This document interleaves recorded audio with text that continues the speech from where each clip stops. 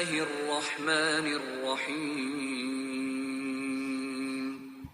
Assalamualaikum warahmatullahi wabarakatuh. Alhamdulillah wassalatu wassalamu ala Rasulillah wa ala alihi wa sahbihi wa man wala. Subhanaka la ilma lana illa ma 'allamtana innaka antal alimul hakim. Wa tub 'alaina innaka antat tawwabur rahim. Wa la haula wa la quwwata illa billahil aliyyil azim. Rabbi shrah li sadri wa yassir li amri wa hlul 'uqdatam min lisani yafqahu qawli, amma ba'd. Puji syukur marilah kita panjatkan kehadirat Allah Subhanahu wa taala. Hari ini, pagi ini kita diberi kesempatan oleh Allah Subhanahu wa taala dipertemukan di majelis yang tidak sama dengan biasanya. Wajahnya juga tidak sama pagi hari. Lebih semeringah daripada biasanya ya. Kadang-kadang kalau ini perlunya memang kita agendakan ya. Kalau dulu setiap tahun paling tidak kita 2 kali pengajian wisata ya. Tujuannya ya itu saja ya. Paling masuk di villa, di Batu atau ke Terawas. Sayangnya 2 tempat ini sudah tidak bisa kita hadir ke sana ya. Ya nanti monggo kalau ada masukan kita mesti ada tempat di mana ya kita tuju ke sana ya. Di mana? Begitu ya Pak Mansur. Ya sekarang karena ini kemarin kan kita lupa ada yang pamit ke Gunung Kidul, Wonosari, Yogyakarta. Di Wonosari itu pengajian ini ya. Wonosari ini sangat berkembang untuk wisatanya memang ya. Sana disetting seperti di Bali. Ada restoran-restoran di atas itu melihat ke bawah nampak indah, itu di Wonosari. Nah ini Pak Mansur pulang ke sana. Jadi kalau kita mau wisata ke sana ya nanti kita rencanakan ya. Dikoordinir Pak Eko ya. Mas Eko yang koordinir ya. Nanti kapan gitu sehingga kita bisa mampir di masjid baru di Solo ya. Nah itu bisa nanti dikoordinir ya. Bisa menabung dulu bertahap gitu. Sehingga apa yang kita rencanakan bisa terwujud. Bapak Ibu sekalian, yang biasa ikut kajian seperti ini kita ingat Ustadz kita almarhum. Ada 3 orang, 3 ustadz kita. Ini rupanya sudah ada pengajian di alam barzah sana. Diawali oleh Ustadz Aris. Ustadz Aris sudah lebih dulu. Yang dulu mengkaji tentang metode memahami Al-Quran. Lalu disusul oleh Ustadz Abdul Wahab Mastur, yang juga biasa kalau kita pengajian wisata itu senantiasa menyertai kita ya. Ke Batu, ke Terawas, lalu ke Tuban, selalu ikut. Lalu disusul juga kemudian yang baru yaitu Ustadz Ahmad Basuki, itu mendahului kita. Nah, mudah-mudahan para ustadz kita ini diterima Allah Subhanahu wa taala amal ibadahnya, diampuni segala dosanya, dan mudah-mudahan ilmunya menjadi ilmu yang bisa mengantarkan beliau-beliau ini ditempatkan di tempat yang mulia di sisi Allah Subhanahu wa taala. Amin ya rabbal alamin. Bapak Ibu sekalian, pagi hari ini mestinya jadwal Ustadz Junaidi Shahab tafsir tematik ya. Lalu beliau menghubungi kami bahwa jam 10 pagi atau jam 9 atau jam 10 itu ada undangan, ada acara, sehingga tidak bisa menyertai ke sini. Dikhawatirkan waktunya tidak sampai nanti kembali ke Surabaya. Sehingga kita manfaatkan waktunya ini dengan sebaik-baiknya. Yang akan kita bahas beberapa ayat Al-Quran yang kita tidak lepas dari kajian itu. Surat 3 ayat 37. Lalu kemudian surat 29 ayat 62. Itu beberapa ayat yang akan kita bahas. Tentang apa ayat itu? Yang seputar masalah harta. Kalau kita ini diajak bicara tentang harta itu rada ya opo gitu ya. Kemarin sudah kita sampaikan di majelis subuh Al-Hidayah, tetapi akan kita lengkapi lagi itu. Karena majelis subuh waktunya tidak begitu lama. Nah di sini nanti kan bisa lama sampai jam 3. Lah kasih tenang batu lah. Ndak lama-lama. Pokoknya makanan keluar leren gitu ya, leren. Nanti bisa disambi makan, lalu kemudian kita lanjutkan kemana? Santera ya, Santera ya. Jamaah yang dirahmati Allah Subhanahu wa taala, pengantar dari materi kali ini adalah bahwa setiap manusia, setiap kita itu ingin kaya. Betul? Betul. Alhamdulillah. Mudah-mudahan kita semua dikaruniai kaya oleh Allah. Amin Allahumma amin. Kaya itu bukan hanya materi. Jadi kaya yang sebenarnya adalah kaya dalam hati kita. Nah, itu sabda Rasulullah Sallallahu Alaihi Wasallam. Tetapi hakikatnya bahwa setiap kita itu ingin kaya, semuanya ingin kaya. Sehingga kalau orang ingin mewujudkan keinginannya itu tanpa didasari dengan agama, lalu bisa jelembret nang dinding ya, dengan cara-cara yang dia tidak mengerti. Amin halalin, amin haram.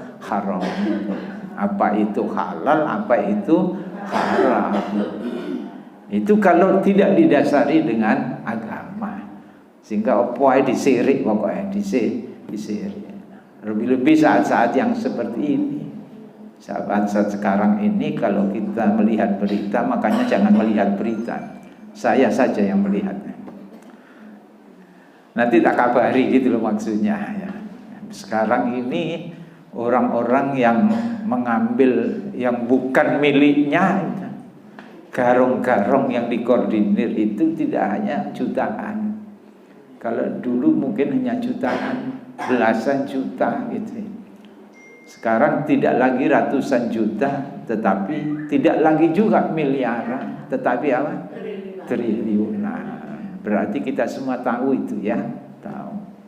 Naudzubillahi min dzalik. Dan itu melok-melok di mata masyarakat.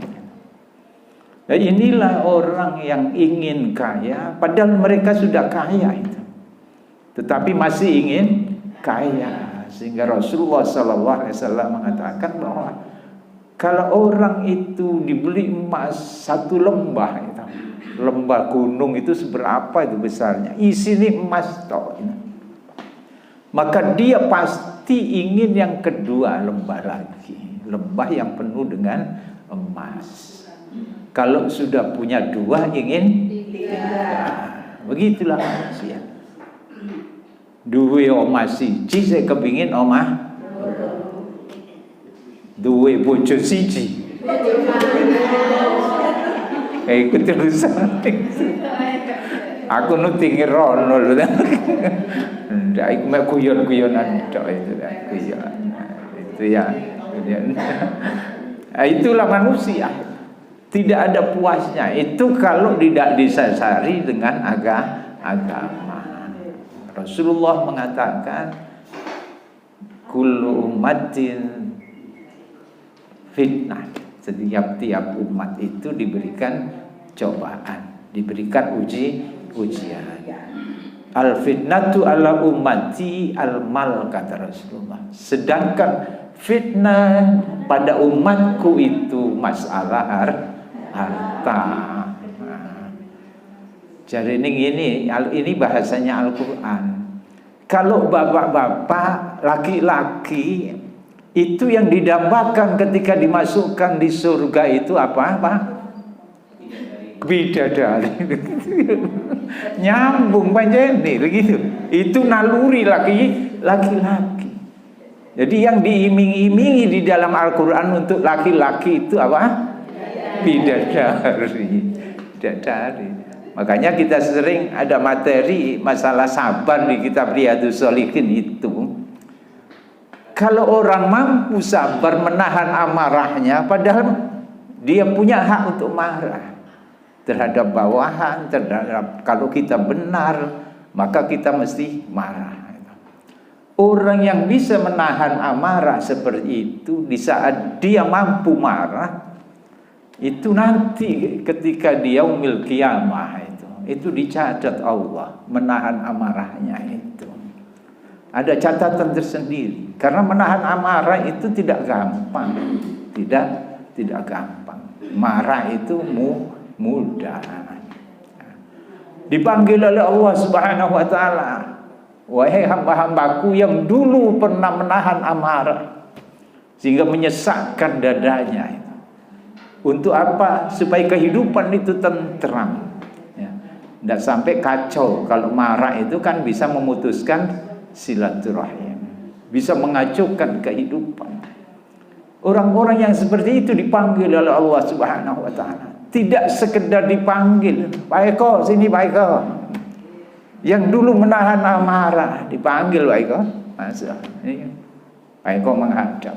Apa ya gitu. Ternyata setelah dihadapan Allah Subhanahu wa taala, pilih niku bidadari sing endi sing seneng gitu. Ini benar ya hadis Nabi Sallallahu Alaihi Wasallam. Coba dibuka di bab sabar itu ya. Karena saya ngajinya di Ba'un Al-Furqan. Itu baru sampai di situ ya, di bab sabar. Ada kisah yang seperti itu. Jadi kalau akan marah itu, ketika kita sanggup marah dan kita di posisi yang benar, lalu boleh kita marah, lalu kita tahan marah itu. Kalau kita pulang tidak marah gitu, Pak lapo sampai saya biasa murang-muringan, saya kok gak murang-muring, iya aku milih bidadari ya, itu gitu. Jadi sing dieling-eling apa? Bidadari. Lah pokok teko kono iki mau. Jamaah yang dirahmati Allah Subhanahu wa taala. Balik ya masalah harta ya, masalah. Tapi kalau ibu-ibu, lah ini beda lagi. Kalau wanita itu tidak milih bidadari, yang dipilih apa? Harta. Gelang keroncong, kalung cekandul gitu. Salah seperti itu. Memang ini naluri. Contohnya juga disebutkan di dalam Al-Quran. Kalau kita membaca kisah Fir'aun, kenal Fir'aun Bu? Kenal kabeh ternyata. Kenal di mana? Ya. Berarti kenal persis lah Fir'aun ya. Fir'aun itu punya istri. Istrinya siapa? Aisyah. Asia ya, Asia ya. Asia itu tidak seperti Fir'aun. Fir'aun itu orang kafir, musyrik, mengaku Tuhan, lalim, itu ya, dolim. Tetapi Asia itu adalah salihah. Dia beriman kepada Allah Subhanahu wa taala. Apa yang diminta Asia? Apa yang diminta? Bukan pasangan yang cakep, yang ganteng nanti di akhirat, bukan. Tetapi yang diminta Asia adalah, ya Allah bangunkan saya rumah di harta. Itu wanita itu. Wanita itulah naluri, memang Allah menciptakan seperti itu. Makanya kalau laki-laki itu bidadari, kalau perempuan itu adalah harta. Tidak sekedar rumah di surga, tetapi istana yang berbalut dengan mutiara dan emas permata. Senang badan ini? Senang. Mesti kita angan-angan untuk ke sana, ya, ke surga Allah Subhanahu wa taala. Jamaah yang dirahmati Allah Subhanahu wa taala, di dalam Al-Qur'an tadi Allah Subhanahu wa taala berfirman, "Innallaha yarzuqu may yasha'u bighairi hisab." Sesungguhnya Allah memberi rezeki itu kepada siapa yang dikehendaki, bahkan tanpa batas. Nah, itu Allah yang memberikan rezeki kepada siapa yang dikehendaki, ya, sesuai kehendak Allah. Makanya disusul lagi di ayat berikutnya, Allahu yabsutur rizqa liman yasha'u min ibadihi wa yaqdirulah innallaha bikulli syai'in alim. Syai'in alim, ya. Itu di surat Al-Ankabut ayat 60-62. Kalau melihat ayat ini lalu kemudian disampaikan bahwa Allah melapangkan rezeki bagi siapa yang dikehendaki. Yang berarti apa? Tidak semuanya dilapangkan oleh Allah Subhanahu wa taala. Disusul wa yaqdirulah, dan juga di samping ada yang dilapangkan, Allah pula yang menyempitkan rezeki bagi siapa yang dikehendaki. Berarti ono sing suki, ono yang tidak suki. Bukan melarat. Allah menyebutnya tidak melarat di situ. Jadi Allah menyebutnya yang kaya dan yang cukup. Jadi yang cukup. Karena semuanya itu pasti cukup diberi kehidupan itu, rezeki yang diberikan Allah Subhanahu wa taala. Jamaah yang dirahmati Allah Subhanahu wa taala. Sahabat Rasulullah sallallahu alaihi wasallam sebagai contoh bagaimana kita mengais rezeki Allah itu. Sahabat Rasulullah sallallahu alaihi wasallam dulunya ketika hijrah ke Madinah itu fakir. Tidak sekedar miskin tapi fakir. Lebih parah daripada miskin. Tidak bawa apa-apa. Ketika hijrah ke Madinah, yang dulu orang kaya di Mekah, kekayaannya ditinggalkan. Untuk apa? Memenuhi panggilan Allah Subhanahu wa taala, melaksanakan perintah Allah, yaitu perintah apa? Hijrah dari Mekah ke Madinah. Ditodong ketika keluar dari Mekah. Pilih harta apa? Nyawa. Boleh kalian pergi dari Mekah, tapi tinggalkan harta benda. Kamu tidak boleh membawa harta benda. Bahkan istri pun tinggalkan. Kalau yang ngontrol waktu itu satu suku dengan istrinya itu, termasuk Abdurrahman bin Auf ini yang dikenal. Istrinya belum memeluk agama Islam, dia tinggalkan di Mekah. Dia berangkat sendiri ke Madinah. Sampai di Madinah, orang-orang muhajirin ini dalam keadaan fakir, mengharapkan uluran tangan orang lain. Makanya ditampung di masjid Rasulullah sallallahu alaihi wasallam yang disebut dengan Ahlus Suffah. Itu di emperan masjid itu. Ya turu-turune di situ. Mengharapkan uluran tangan untuk makannya. Rasulullah sallallahu alaihi wasallam menghimbau orang-orang Ansar itu untuk bersedekah memberikan makanan. Karenanya banyak hadis Rasulullah sallallahu alaihi wasallam, di antaranya ketika Rasulullah pertama kali di Madinah mengatakan, "Ya ayyuhan nas, wahai sekalian manusia, afsus salam, tebarkan salam. Wa at'imut ta'am, beri makan." Itu banyak hadis Nabi yang kemudian menganjurkan supaya memberi makan. Setelah disampaikan begini, nanti semuanya memberi makan. Ke rumah saya memberi makan.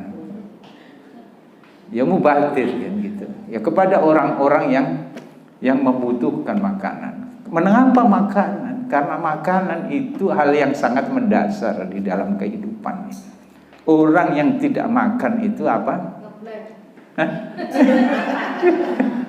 Uang nek gak mangan itu yang pertama kaliren itu jelas itu. Mari kaliren apa itu? Ya semaput itu mergo gak makan. Mari semaput. Oh iya. Inna lillahi. Itu makan hal yang sangat mendasar. Karenanya Rasulullah menganjurkan itu. Kalau kalian ingin surga, maka lakukan itu.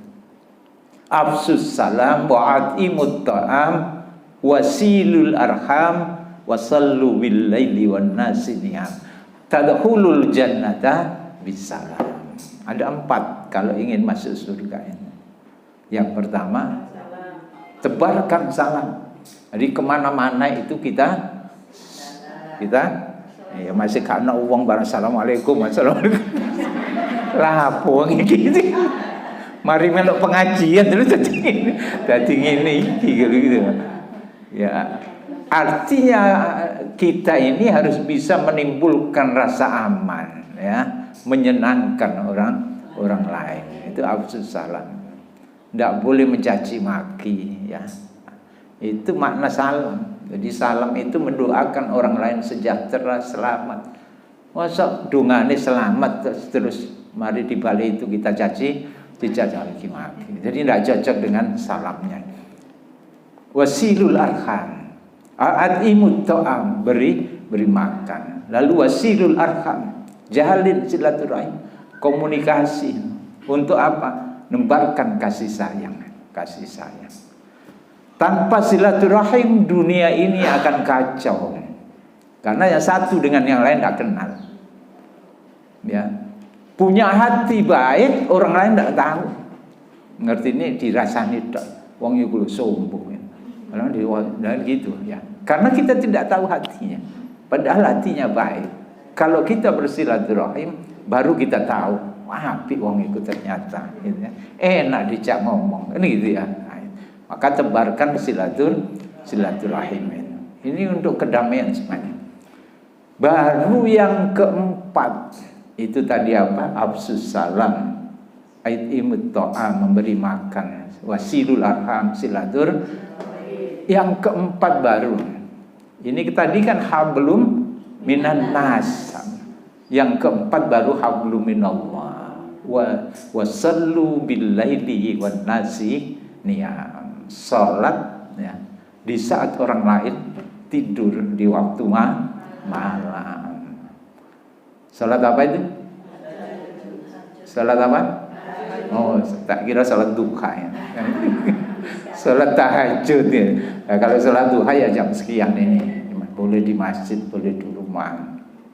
Itulah kalau sudah 4 hal ini kita lakukan, kita sudah dapat tiket. Tadkhulul jannata bisalam. Kalian sudah bisa boleh masuk surga. Kan mustahil yang disebutkan itu adalah sallu bil laili wan nasi niyam. Salat malam di saat orang lain ngorok. Dia jadi get-get tersinggung dia nih. Di saat orang lain itu apa? Tidur ya, tidur. Ono sing ngorok, ono sing gak ngorok. Gitu ya. Itu. Kalau sudah 4 dapat tiket masuk surga. Jadi mustahil kalau hanya sholat malam, pasti dia akan sholat 5 waktu. Tidak disebutkan di situ. Karena ini kewajiban. Jamaah yang dirahmati Allah Subhanahu wa taala. Itulah sahabat-sahabat Rasulullah sallallahu alaihi wasallam di Madinah. Jadi orang fakir dipertemukan, dipersaudarakan dengan Ansar di Madinah. Jadi yang datang orang muhajirin itu setiap orang dipersaudarakan dengan orang Ansar. Artinya begini, kontak dadi nes dulur iki, tanggunganmu gitu ya. Mangan gak mangan urusan. Ini orang Ansar, makanya Ansar itu namanya dia penolong gitu. Jadi orang-orang muhajirin. Termasuk Abdurrahman bin Auf. Itu dulu orang kaya di Mekah. Tapi ketika hijrah dari fakir Dia tidak membawa apa-apa. Dia berdiri bersaudarakan dengan Sa'ad bin Rabi al-Ansari. Persahabatan inilah yang kemudian diabadikan di dalam satu tarikh. Ketika satu ketika melihat Abdurrahman itu kok ngelamun aja lah, Abdurrahman. Karena tidak terbiasa hidup seperti itu. Ketika di Mekah kecukupan sembarang itu, fasilitas ada karena orang kaya. Didatangi oleh Sa'ad, wahai Abdurrahman, mengapa engkau termenung saja itu? Kamu tidak ada pekerjaan, tidak ada yang dimakan. Begini, saya itu dikaruniai Allah Subhanahu wa taala 2 bidang kebun itu, tanah, kebun kurma, orang kaya, Sa'ad bin Rabi. Separuh sebidang itu kamu kelola, kamu miliki, hasilnya kamu nikmati. Kalau ingin usaha, saya modali. Itu. Ono seduluran kayak mana? Aku gak tahu tuh ditawari kok yang ngene. Ayo Imron iku lha aku duwe kebun iki. Sampean pek ini enggak tahu. Yo kata angen-angen ya dia. Yo angen-angen tok yo karena wujude ngene. Tidak sekedar itu. Rupanya kamu perlu pasangan di sini itu. Bagaimana kalau saya ini punya istri, ini mohon maaf, memang ceritanya begitu. Saya punya istri lebih dari 1. Dulu itu kan kebiasaan sebelum Rasulullah diutus itu istrinya banyak-banyak. Bukan istrinya banyak ya orang semuanya itu. Tapi lebih dari 1. Ini saat menawarkan, pilih saja yang mana yang kamu cintai dari istri-istriku itu. Nanti akan saya cerai setelah idahnya kamu nikahi. Itu ada kata Sa'ad. Tapi apa kata Abdurrahman? Bapak-bapak ngelamar, kok gak aku ya? Kok gak aku sing ditawani? Kok dhisik iku tawane nang aku ngene wis gak nolak kira-kira gitu ya. Apa kata Abdurrahman? Tidak mengurangi rasa hormat. Mudah-mudahan rezekimu barokah. Begini saja, tunjukkan saya di mana pasar di Madinah ini. Dia punya keahlian untuk berdagang. Tanpa modal, karena tidak memiliki modal, Abdurrahman bin Auf mendatangi pasar di Madinah. Bagaimana caranya bisa mengelola ekonomi itu? Dan akhirnya ini janji Allah memang ya, tidak semua orang bisa. Karena dia sudah sedekahkan hartanya di Mekah itu seluruhnya untuk Allah. Sehingga ketika di Madinah diganti itu hartanya. Jadi yang namanya Abdurrahman bin Auf itu kaya raya. Apa sing dicekel dadi duit itu. Itu paribasane begitu.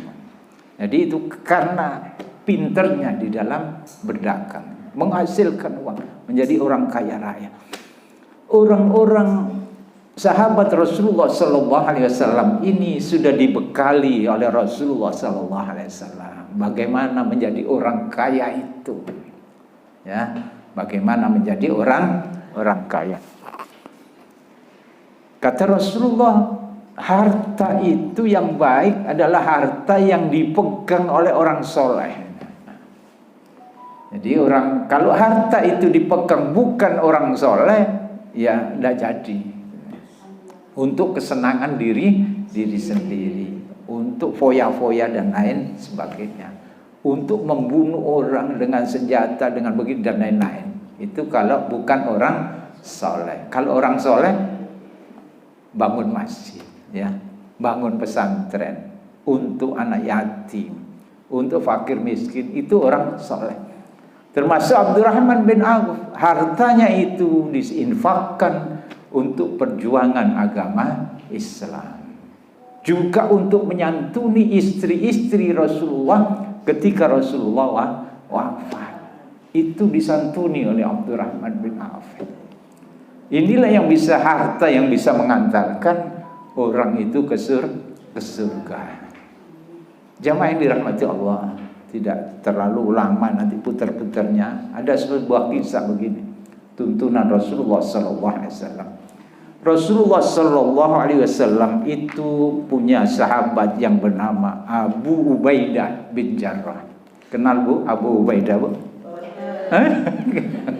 Kayak kenal mana? Kenal kabeh ternyata Abu Ubaidah itu. Nek Pak Abu ono iku Kang Limo ini. Itu Abu Ubaidah bin Jarrah itu. Ini sahabat yang dikenal di antara sahabat-sahabat. Ini sahabat yang paling amanah. Paling apa? Amanah. Seperti Rasulullah Sallallahu Alaihi Wasallam adalah orang yang amanah. Sehingga harta benda orang-orang musyrik itu banyak yang dititipkan kepada Rasulullah Sallallahu Alaihi Wasallam. Sehingga disebut sebagai Al-Amin. Al-Amin. Abu Ubaidah bin Jarrah ini sahabat yang masuk Islamnya itu awal. Ketika Rasulullah masih di Mekah, masih awal kali berdakwah untuk mengajak orang beriman kepada Allah. Di antaranya yang masuk waktu itu adalah Abu Bakar As-Siddiq radhiyallahu anhu. Mesti kenal lah semua ya. Tapi tidak pernah ketemu, tapi kan kenal namanya. Nah ini setelah Abu Bakar ini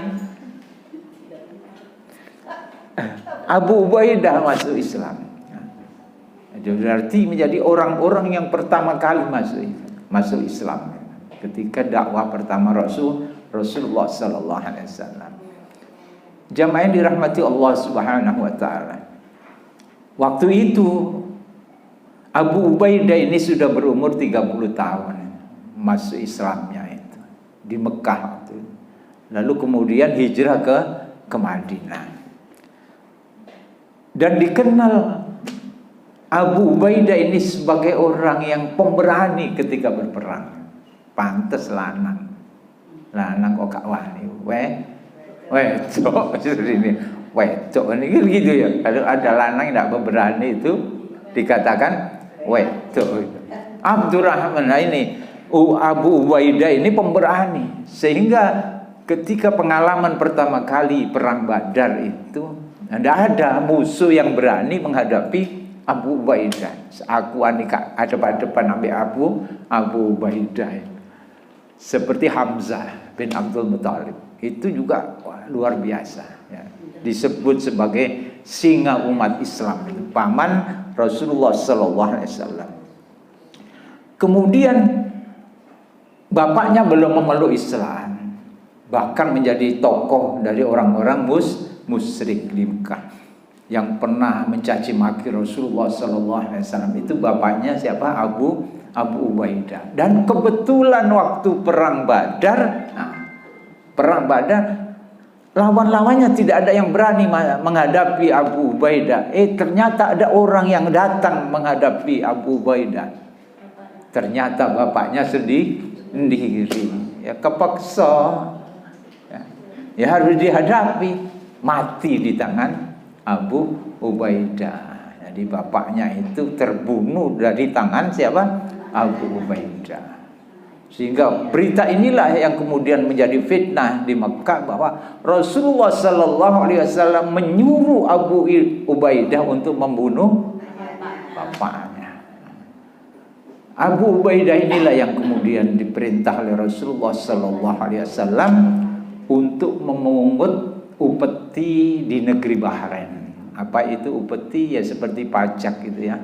Ini perjanjian. Nah, di situ juga ada umat yang lain belum masuk Islam, tapi mereka harus wajib memberikan upeti kepada Madinah. Dikirimlah Abu Ubaidah ke Bahrain. Satu ketika sudah waktunya pulang, ini sahabat-sahabat yang lain ini mendengar rupanya. Iki waktu ini Abu Ubaidah mulai. Mereka berduyun-duyun berjamaah subuh dengan Rasulullah Sallallahu Alaihi Wasallam.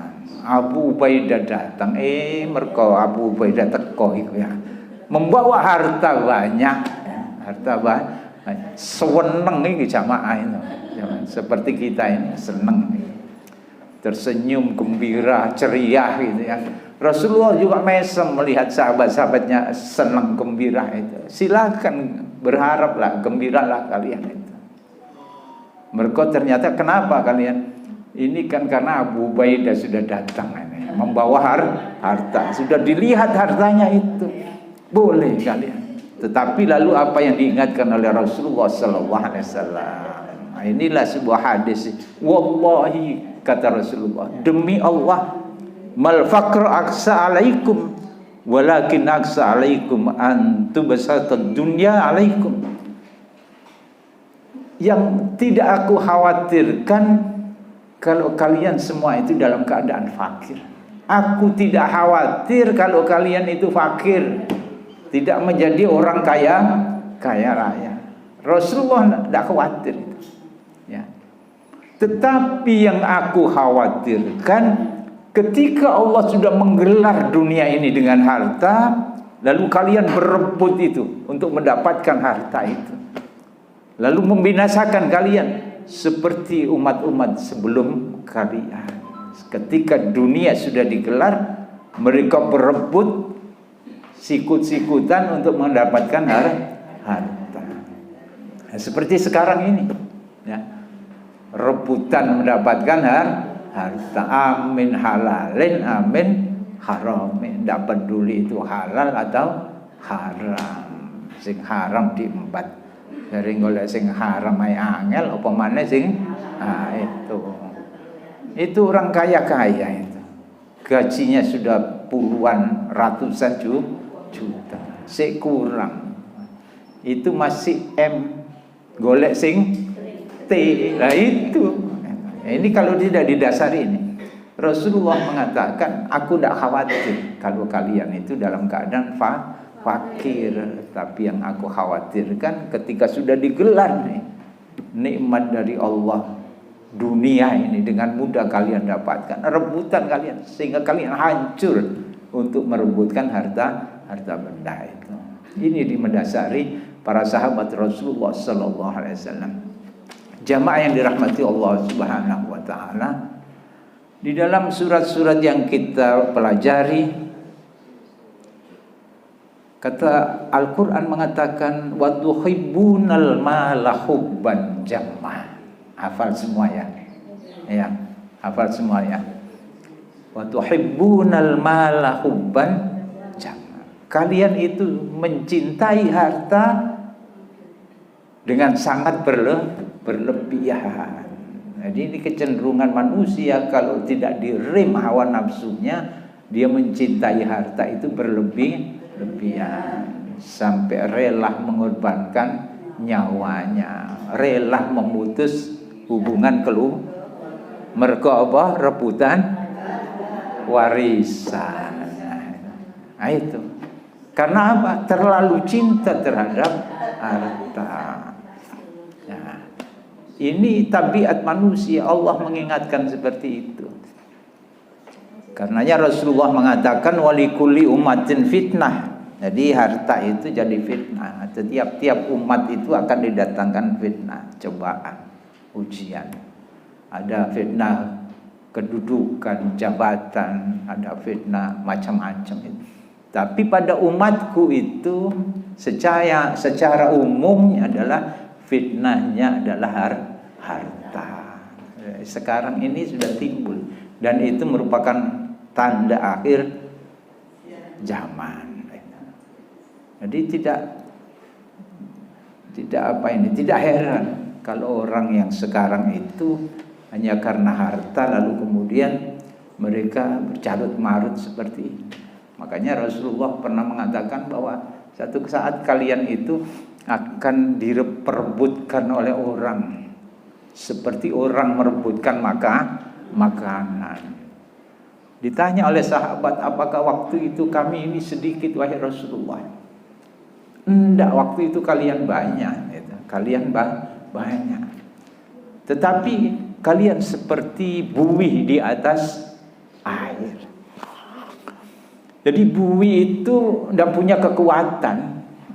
Air mengalir ke utara, dia ikut ke utara. Air mengalir ke timur, ikut ke timur. Air mengalir sampai jauh.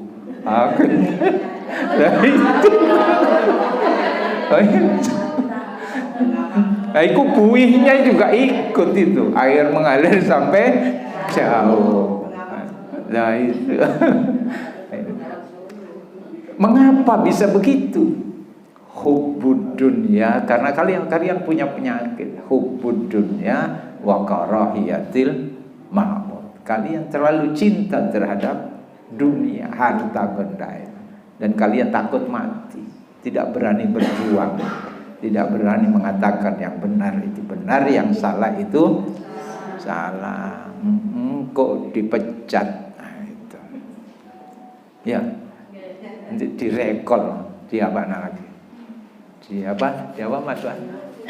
Direshuffle nanti kamu. Ya, kalau apa Bu reshuffle itu? Reshuffle itu sing woya abang-abang itu. Ya. Diganti ya, ngomong kayak ini gitu. Padahal yang dibicarakan itu adalah kebenaran, tapi itulah yang kemudian sekarang ini ada. Karena kalau kalian terlalu cinta dunia sehingga lisan ini pelu, lidahnya itu pelu. Apa pelu? Tidak berani mengatakan yang benar, sehingga yang salah ya melok air ya gitu ya. Mereka masih salah ya tetap mengatakan ya. Turun jam 3 ya. Jamaah yang dirahmati Allah Subhanahu wa taala. Ini lagi ya, dari pelajaran Al-Qur'an itu bisa, karena harta itu bisa memalingkan iman kita. Yang tadinya iman tapi ngarepe kono harta iman bisa hilang. Bener apa ndak itu? Tadinya iman ono wong ganteng, hilang imannya. Bener ndak ini? Ada dulunya orang iman ketemu wong wayu mesa-mesa menang awake, hilang imannya. Itu mergo iman. Banyak orang yang dulu, kalau perempuan dulu iman, ketemu wong ganteng imannya digadekan, murtad. Dirapi wong ganteng yang bukan iman ya iya itu. Apa maneh sing iya iku wong tuane. PPN ngono, PPN. Wis suwe gak bayu terus ono sing nglamar wong ganteng. PPN iya. Ya apa Pak iki Pak? Wis kekno gitu.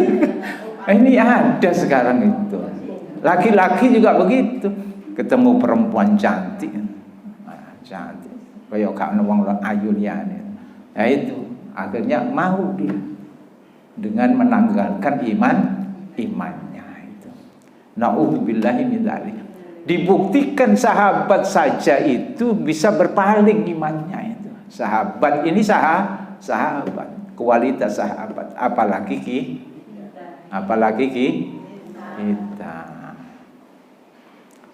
Ketika berangkat ya, waktu perang Badar saja ini, perang yang pertama. Perang Badar itu menang. 300 umat Islam melawan 1000 umat orang musyrikin.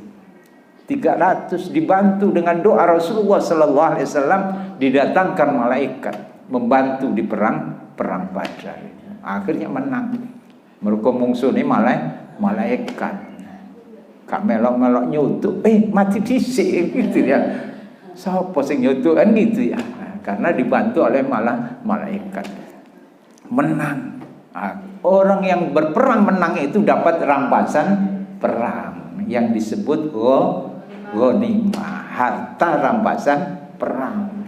Sewenang iki sahabat-sahabat, akeh harta. Maklum wingine wetenge ku gak tau wareg, mergo fakir miskin. Weteng gak tau wareg ketemu harta yang besar itu, wah pasti rebutan mereka itu, pecah itu. Perselisihan timbul itu di Madinah untuk memperebutkan ini.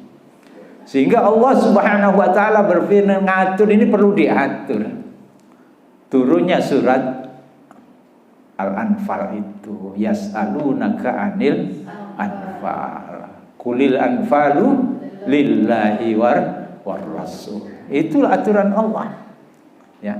Mereka bertanya kepadamu wahai Muhammad tentang harta rampasan perang. Itu. Ya apa kira?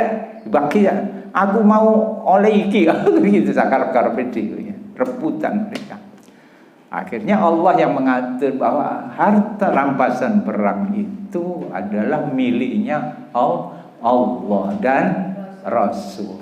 Jadi yang ngatur itu Allah dan Rasulnya. Allah ngatur melalui Rasulullah SAW. Begini loh caranya diatur begini. Itu supaya tidak menimbulkan perselisihan. Contoh lagi, ketika berangkat dari Madinah ikhlas jihad fisabilillah, berangkat perang Uhud.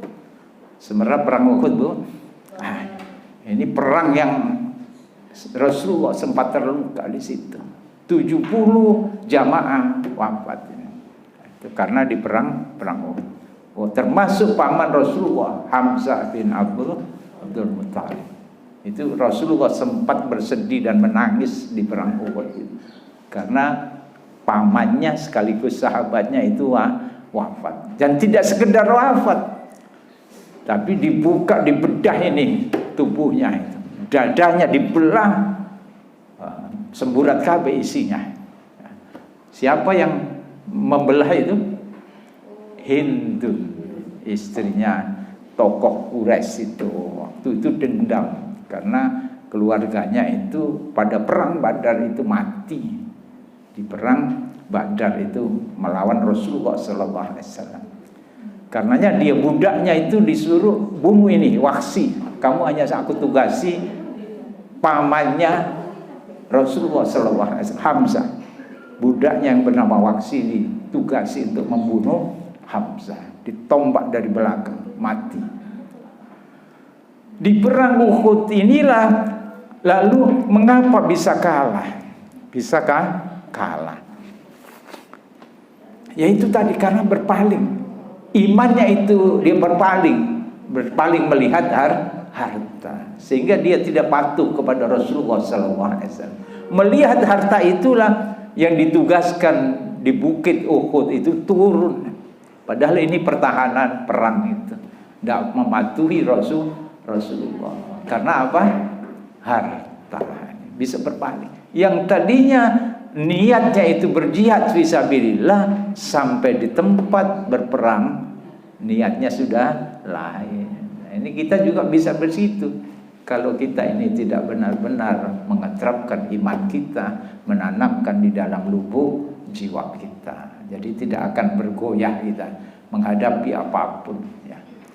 Seperti keluarga Yasir. Kenal Pak? Bu? Pak Yasir kenal Pak?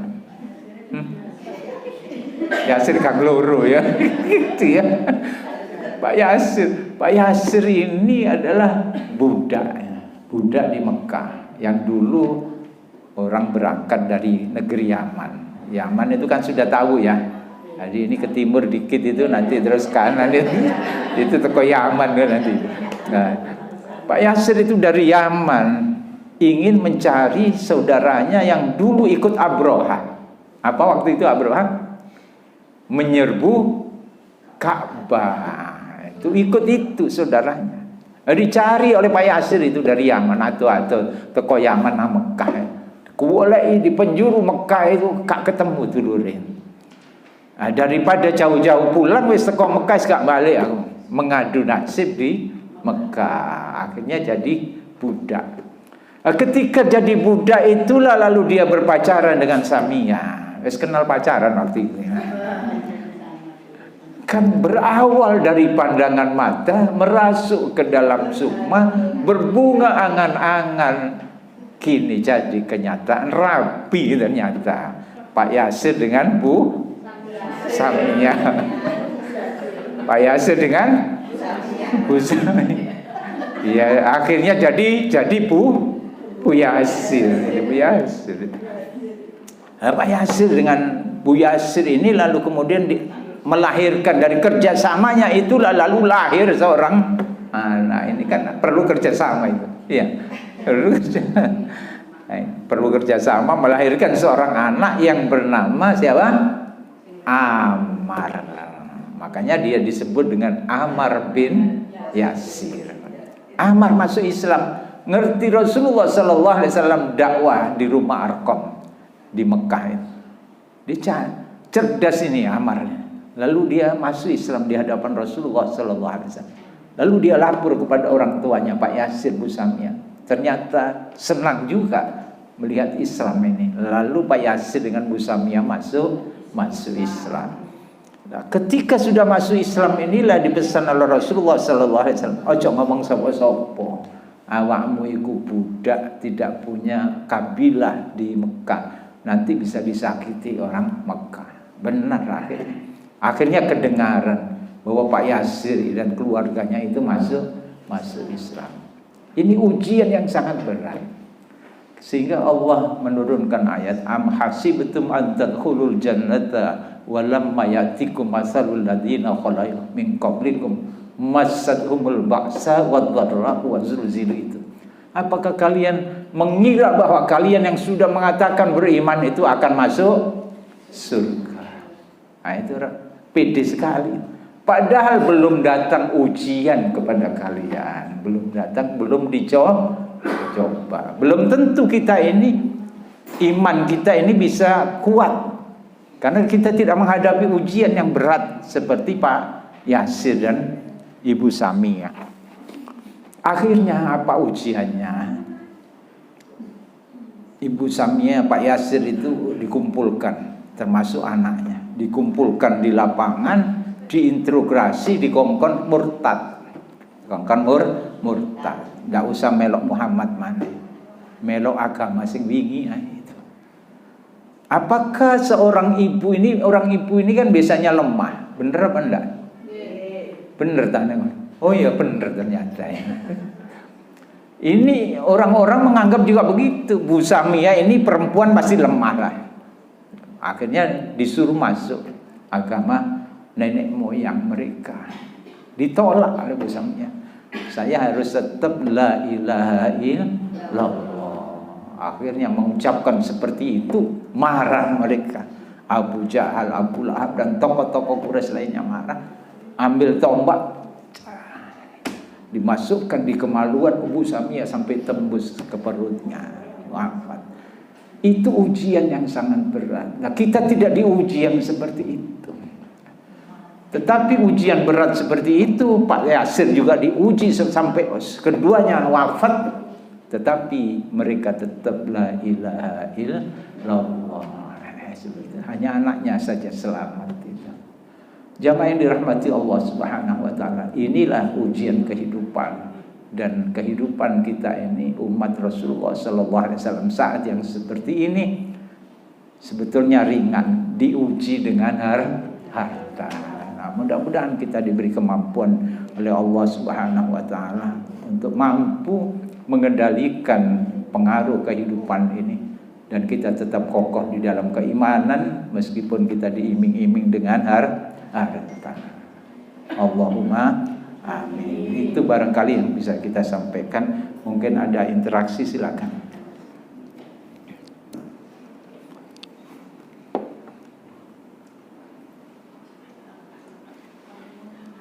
Ada yang perlu diusulkan, silakan ya. Kita terbuka. Jadi harapan kita sekarang ini, harapan kita, mengapa kita ada agenda untuk pengajian wisata, tidak lain adalah untuk syiar agama ya. Jadi niat kita adalah syiar agama, supaya kajian Ahad pagi di masjid itu memakmurkan masjid itu syiar. Mudah-mudahan kajian Ahad pagi di masjid itu semakin tetap semarak. Kalau saya boleh cerita, ibu-ibu yang baru bergabung dengan Al-Hidayah, dulu Bu, Ahad pagi di Al-Hidayah itu jamaahnya sampai ratusan, 200 sampai 300 tiap Ahad ya. Itu dari Gresik, dari Mojokerto, Mojosari, Pasuruan itu yang datang. Lalu kemudian ustadznya wafat. Nah ini ya, sisa-sisanya ya kayak gini-gini. Ini yang berjihad yang seperti itu, tidak meninggalkan masjid. walaupun ustaznya wafat. Nah, yang kita lihat adalah untuk memakmurkan masjid. Orang-orang yang hatinya terpaut ke dalam masjid itulah nanti di yaumil qiyamah itu yang akan diberikan naungan ketika matahari didekatkan dengan ubun-ubun manusia yang sangat panas itu, Allah memberikan naungan. Jadi orang-orang yang hatinya senantiasa terpikir dengan masjid untuk mensiarkan agama itu akan diberikan naungan. Mungkin kalau kita tidak membayangkan itu dengan seksama, alah sih naungan opo oke ini akeh payung. Ono maksa nih orang dodol ndak ada yang dodol payung. 1000 Pak, 1000 Pak gitu dia. Nek hujan itu ndak. Ini kita bayangkan betapa sulitnya dunia di mahsyar itu, yang tidak ada pertolongan kecuali pertolongan Allah. Apalagi tidak berbusana. Tidak berbusana. Jangan bayangkan di dunia ini. Ibunda Aisyah saja sudah membayangkan itu ketika Rasulullah Shallallahu Alaihi Wasallam mengatakan bahwa mereka semuanya nanti dikumpulkan di padang mahsyar itu dalam keadaan tidak berpakaian, tidak beralas kaki. Gitu. Apa kata Ibunda Aisyah? Isin aku. Ini perempuan memang. Tapi kata Rasulullah, semua manusia tidak sempat berpikir tentang itu.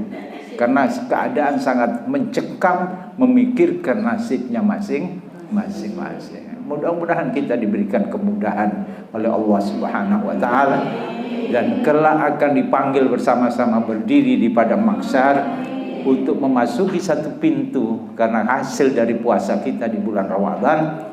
Pintu yang dipersilakan masuk apa namanya?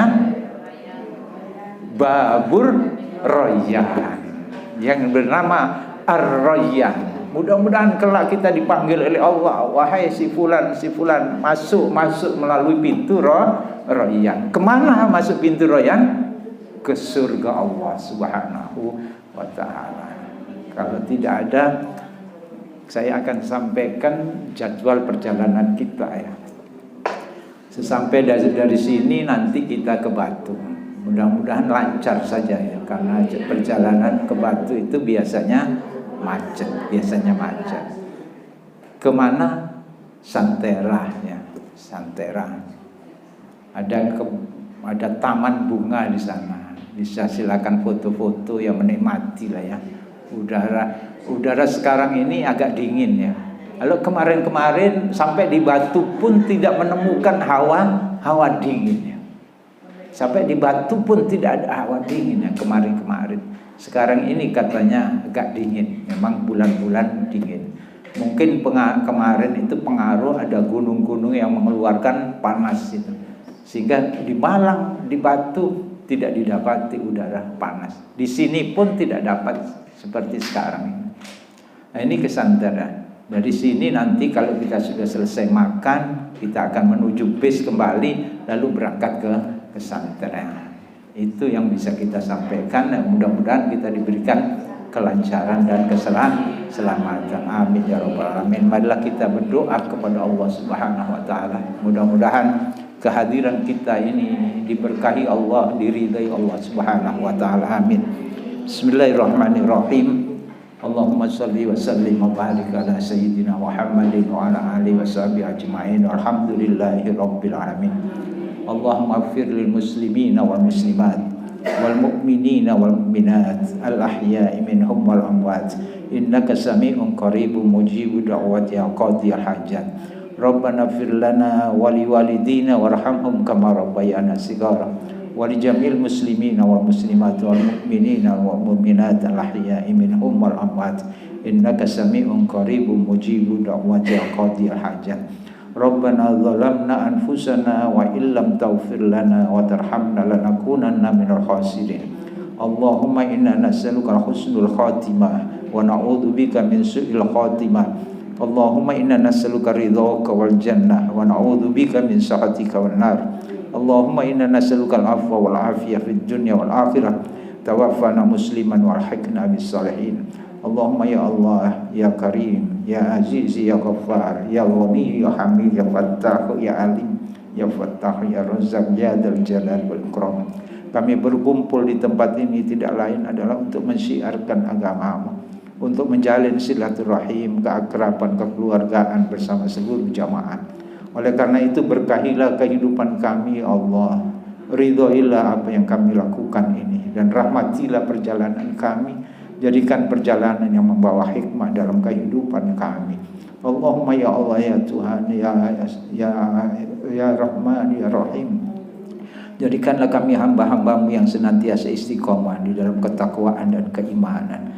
Berilah kami petunjuk di dalam kehidupan ini sehingga dapat memilah antara yang hak dan yang batil. Allahumma ya Allah, sehatkanlah jasmani rohani kami, sehatkanlah seluruh keluarga kami, orang tua kami, dan sanak kerabat kami, serta seluruh jamaah kami. Ya Allah, mudahkanlah rezeki kami dan seluruh rezeki orang-orang yang mencintai kami serta mencintai-Mu.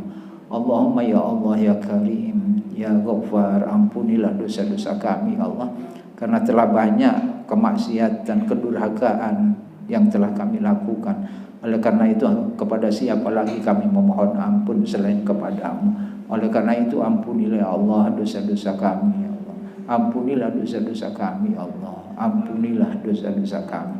Allahumma rabbana taqabbal minna innaka antas samiul alim wa tub alaina innaka antat tawwabur rahim. Rabbana atina fid dunya hasanah wa fil akhirati hasanah wa qina adzabannar wa adkhilnal jannata mal abrar ya aziz ya ghaffar ya rabbal alamin. Subhana rabbika rabbil izzati amma yasifun wa salamun alal mursalin walhamdulillahi rabbil alamin.